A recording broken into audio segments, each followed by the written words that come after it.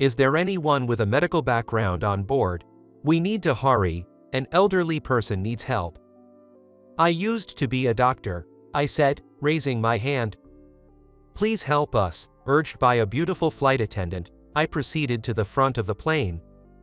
This is the story of a once brilliant surgeon who was ousted from the medical world and encountered a crisis while returning to his rural hometown by plane. My name is Eugene. I was a doctor until just the other day. I was a neurosurgeon at a university hospital, and since my residency, I was favored by the professor, which allowed me to accompany him to conferences even ahead of other senior doctors. Soon after, a paper I presented at a conference was recognized, and at the age of 29, I was hailed as a genius neurosurgeon. As my fame increased from TV appearances and writing magazine columns, my clinic became so popular that there was a 2-month wait for an appointment. The hospital's policy was that while general appointments took 2 months, celebrities and the like were given priority in treatment. I primarily cared for patients in VIP private rooms, alongside my mentor and chief physician, Dr. Maxwell. My smooth career began to derail after Dr. Maxwell retired. Dr. Maxwell was a significant figure within the hospital's power dynamics, having been a powerful ally as a friend of the hospital director, Dr. Smith. Under Dr. Maxwell's protection, all I had to think about was maximizing my skills. After his retirement, the position of head of neurology was to be filled by an external hire, and it remained vacant for a while. Already holding the title of associate professor, I was temporarily assigned as the acting head, representing the department and coordinating with other medical divisions. There were many in the hospital who did not take kindly to my presence.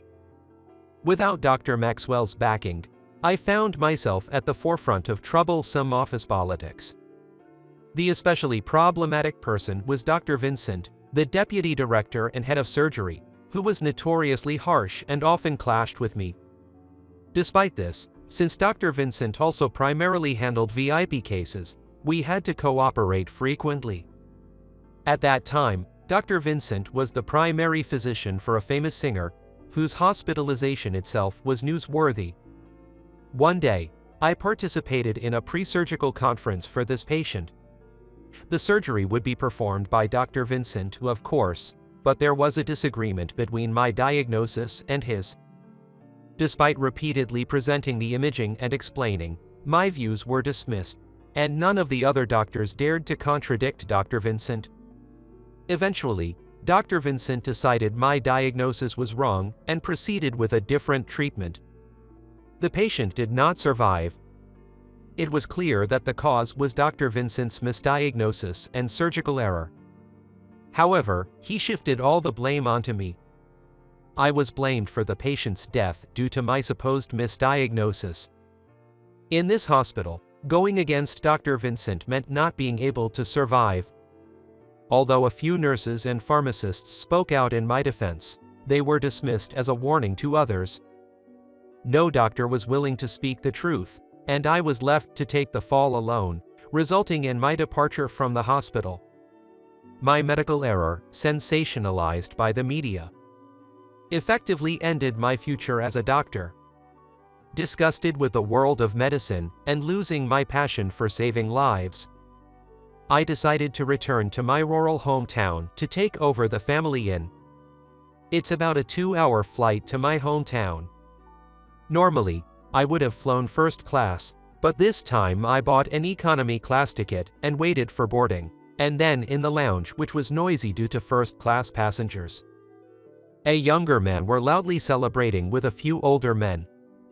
Other passengers frowned at their unrefined behavior, but they continued their loud conversations, which were clearly audible. Derek is the main guest at tomorrow's conference. It's unprecedented for someone his age to be a professor. From such conversations, it was evident. Some doctors and their entourage were heading to a conference. The doctor, clearly younger than the others, was being flattered and acting superior. Well, it's a world I no longer belong to. Once on the plane, I started to read a book. After takeoff, It wasn't long before there was a commotion up front. Apparently, there was a medical emergency in first class. Sure enough, the doctors from the lounge were also on the same flight. There was no role for me to play. I realize that I'm thinking about this. I've quit being a doctor, I'm just an ordinary person now. Just when I thought it had quieted down, a flight attendant rushed in from first class in a fluster. "Is there a doctor on board?" It was a phrase I often heard during my active days. There were doctors headed to a conference in first class. From the content of their pompous conversation, I guessed they were from a major hospital. Had they not attended to the patient?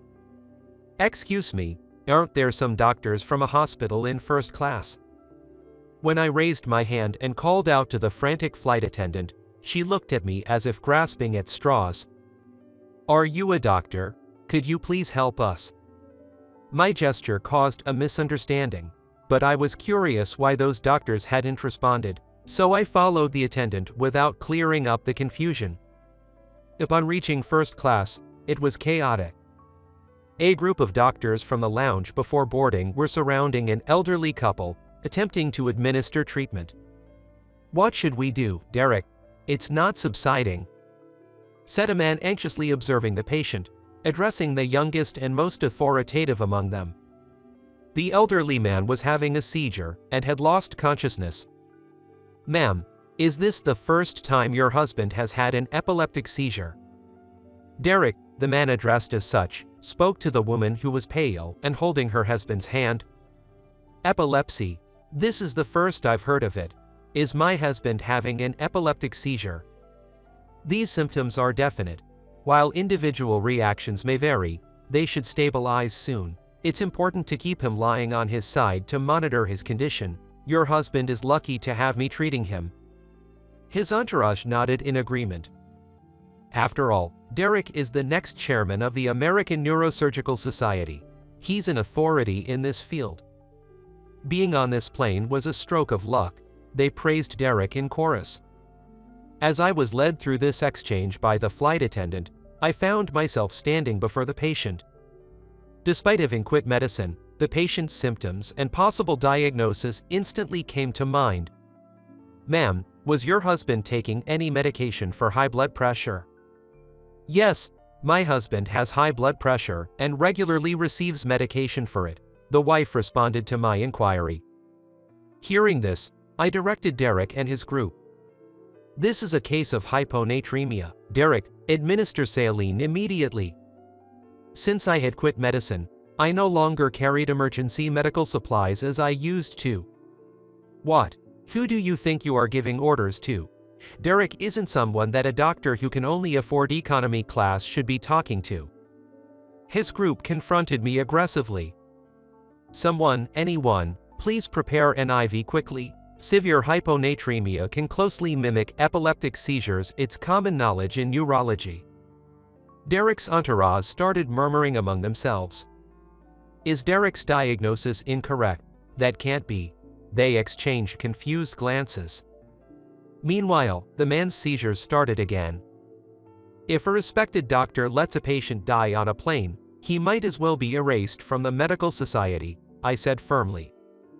One of the entourage finally called a nurse from economy class, and they began administering an IV to the patient. "You guys, do whatever you want." Everyone fell silent, watching Derek's reactions.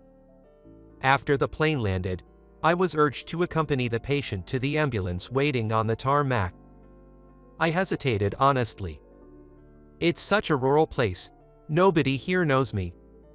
I reassured myself and was about to board the ambulance when Derek yelled, "Know your place, bumpkin, you've embarrassed me."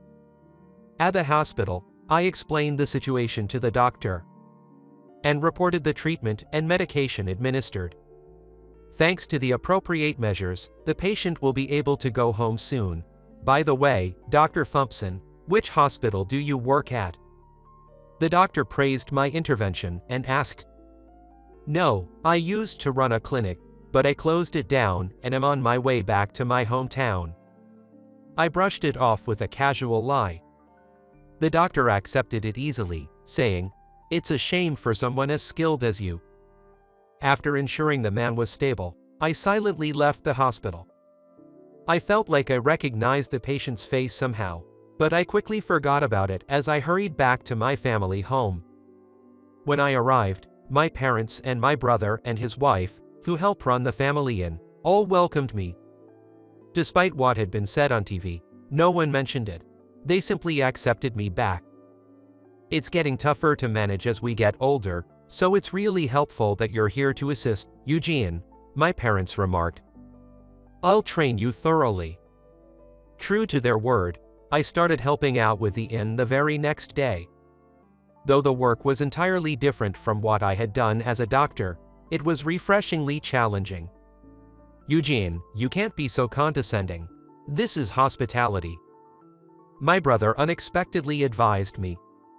I didn't intend to be, but perhaps that's how I appeared.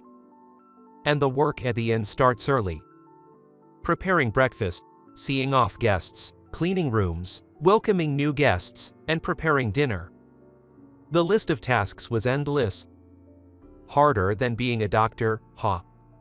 My father commented, to which I could only nod. By the end of each day, I was exhausted and fell asleep the moment I hit the bed, which spared me the time to dwell on my hospital days. My days passed in a blur. Just when I was getting used to the routine and starting to find my rhythm, a woman came to stay at the inn. What's the name on the reservation? The female guest was strikingly beautiful, almost otherworldly. I thought I had seen her face before, perhaps she was an actress or model. While I processed her check-in, she introduced herself. My name is Sophia. I didn't recognize the name, unfortunately. I'll take your luggage for you, I offered as I smoothly completed the check-in and led her to her room. Dinner is served in the dining hall from 5 to 9 p.m., and then, as I was about to leave the room after explaining everything, she stopped me. Don't you remember me? I paused and turned to look at her. Where had we met? Such a beautiful face should be unforgettable. You were on that plane, the one you helped the man. Ah. I instinctively pointed at her with a smile. You were the flight attendant on that plane. I quickly withdrew my finger, embarrassed. I apologize for the bluntness. I was just so surprised. She didn't seem offended, continuing with a smile. Actually, the man you helped was my grandfather. I was surprised again, but tried to remain composed as I chose my words carefully. Is that so? How is he doing now? Thanks to you, he's as lively as ever. It turns out it was hyponatremia caused by his blood pressure medication. Just as you diagnosed, he had gotten a stronger prescription because he was flying. Sophia spoke brightly, her expression changing rapidly, showing a different side from when she was a flight attendant. She had often stayed with her grandparents as a child because her parents were busy, and she grew quite attached to them. Her grandfather was especially fond of her, and she herself was a grandfatherly child. The doctors in first class at that time seemed too embarrassed in front of their subordinates to back down. It's a real problem if they misdiagnose like that, especially when it could be life-threatening. It was really fortunate that a doctor like you happened to be on the same flight, she said. Being stared at so directly and thanked made me feel ticklish inside. It was just by chance. Plus, I've already quit being a doctor. Now I'm helping out at this inn. Upon hearing that I had quit being a doctor, Sophia looked a bit disappointed, but she didn't ask anything more about it. So, you've changed careers. Even though this job looks tough, you seem to enjoy it, she said. Her comment surprised me. Indeed, getting thanked by guests here felt different from when I was a doctor, and I genuinely appreciated it. Maybe this job suits me better. Yes, I enjoy this job. It offers a different kind of fulfillment from being a doctor. I answered sincerely. Sophia, who was here on her precious vacation amidst a busy work schedule, was staying for 3 nights and 4 days.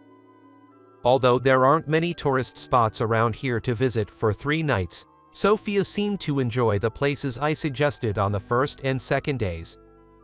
When she returned, she excitedly reported where she went and what happened. "You must have seen many places abroad," I said. She shook her head. "There's still a lot to see domestically. Plus, traveling for leisure feels completely different from traveling for work," she explained. I listened to her, pondering her perspective. On the last day of her stay, a local festival took place.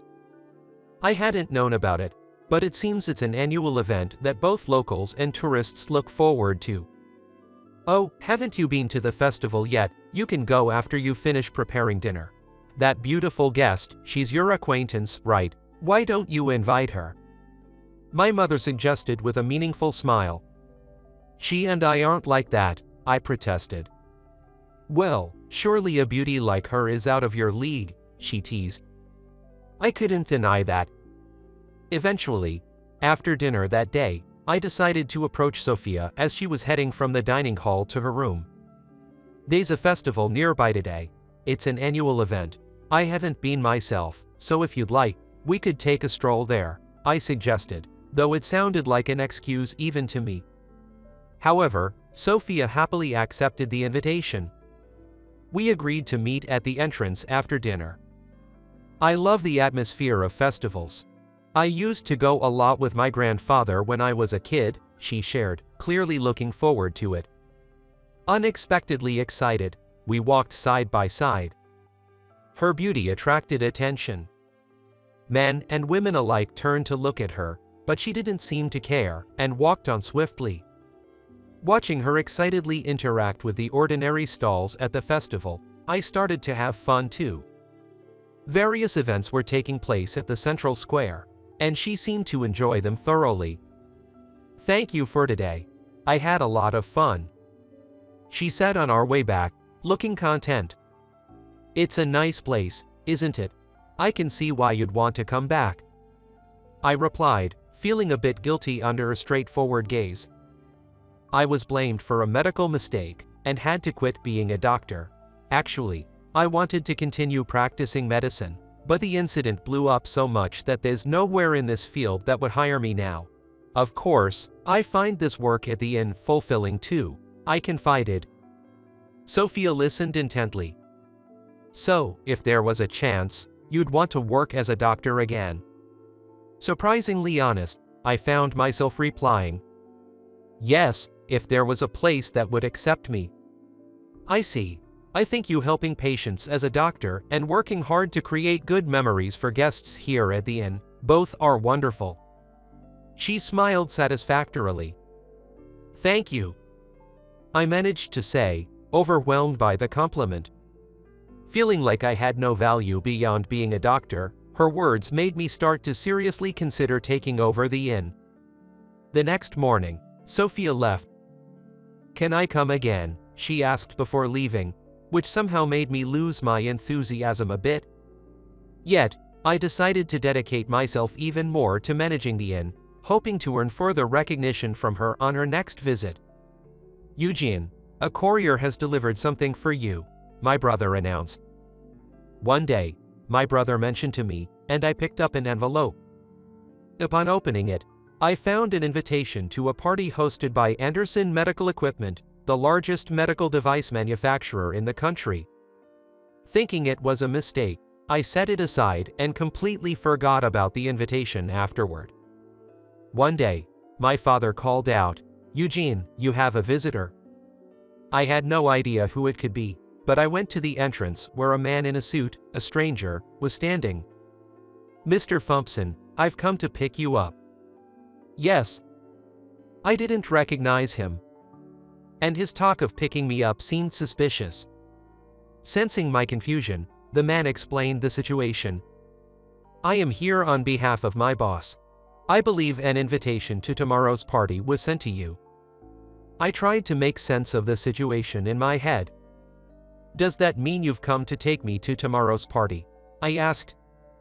"Yes, we will take a taxi to the airport shortly. I have arranged a ticket for the 6 p.m. flight. Upon arrival, we will go directly to the hotel, where the party venue is also located.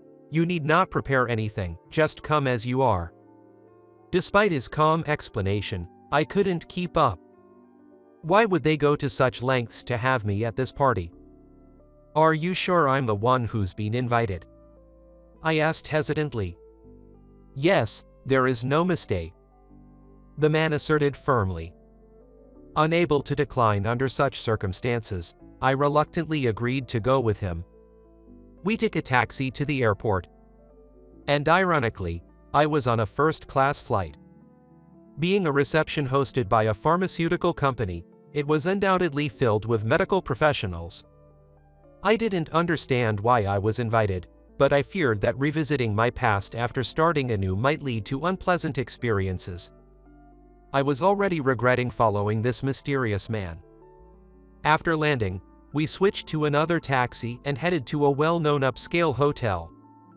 In the hotel lobby, the man who brought me said, "I will come to pick you up again tomorrow," and then he left. I was escorted to a suite for some reason. A high-brand suit for tomorrow's party was prepared in the room. No escape now. Dinner had apparently been ordered in advance and was delivered to my room. I decided to make the best of the situation and enjoy the suite. The next day, after getting ready, the same man came to pick me up. We took the elevator down to what seemed to be the largest room in the hotel. Food was arranged buffet style, and as I stood there blankly, a waiter handed me a glass of champagne. I wondered how many people were gathered here. Probably around 100. The crowd was all medical professionals, a familiar array of faces. Some recognized me and began whispering as they looked my way. Pretending not to notice the discomfort, I went to get some food. Then, I heard a familiar voice call out, "Eugene." Looking in the direction of the voice, Sophia was waving at me. Sophia. Dressed in a gown, Sophia was stunning, standing out even in a crowd. She had looked good in her flight attendant uniform and casual clothes during her travels, but today, she was as beautiful as any actress. I couldn't help but stare. "I'm glad you came. Can I get you a drink?" she asked, easing my nerves with her friendly demeanor. "Thank you," I responded honestly. "To reunion."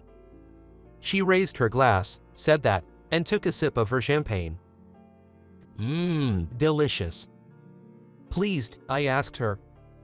"By the way, Sophia, why are you at this party?" After taking a sip of my champagne, I couldn't help but inquire.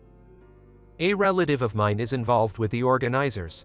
I heard that you would be here too, so I took some time off work," she said with a mischievous smile. As we chatted, the party officially began. The first to speak on stage as the chairman of Anderson Medical Equipment was the man who had fainted on the plane that time. "He's your grandfather, right?" "The company was founded by my grandfather. The current CEO is my father," she replied, still with that playful smile.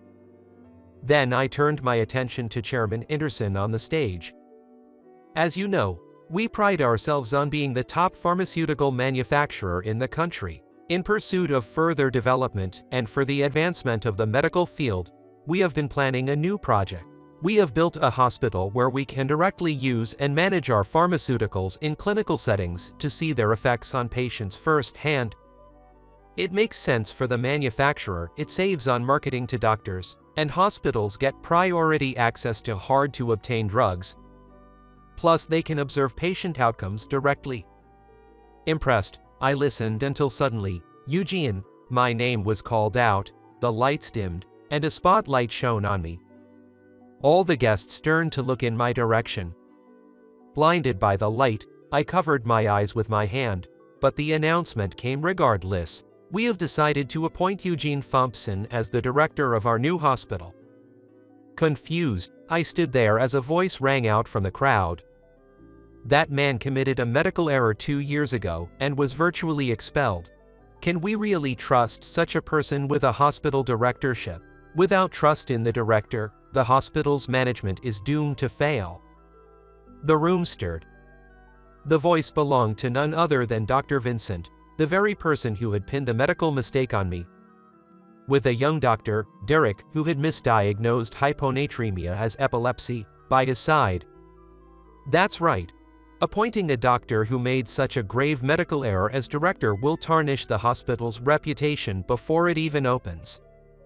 Derek chimed in, supporting Dr. Vincent. Sophia had told me that Dr. Vincent and Derek were uncle and nephew. But regarding that matter, the chairman began to speak, and the room quieted down again. When the incident made the news 2 years ago, our company's product was mentioned. I personally investigated the incident because our product was involved. And what did we find? Misdiagnosis suspicions came to light. So, that means Eugene is responsible.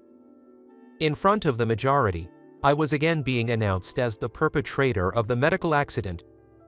Suddenly, on earth a familiar voice shouted, "No, it's not true. It was the deputy director's misdiagnosis." None of the team involved at the time testified the truth because they were afraid to contradict Dr. Vincent and risk their positions.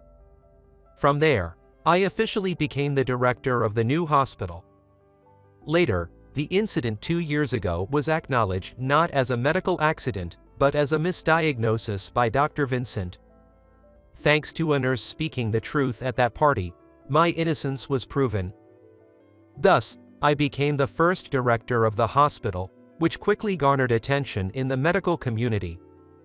Sophia's grandfather, Mr. Anderson, even asked if I would consider marrying his granddaughter, and I happily accepted the proposal. Sophia resigned from the airline to marry me, and she has been by my side ever since. The hospital's management is going smoothly, and we have been blessed with 2 children. Sophia, now approaching her senior years, is still beautiful and hides nothing. As a couple, we are somewhat famous within the hospital. There's just one secret plan I have kept from Sophia.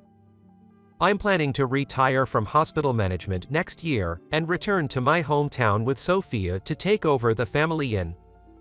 I can already picture the beautiful innkeeper by my side, smiling,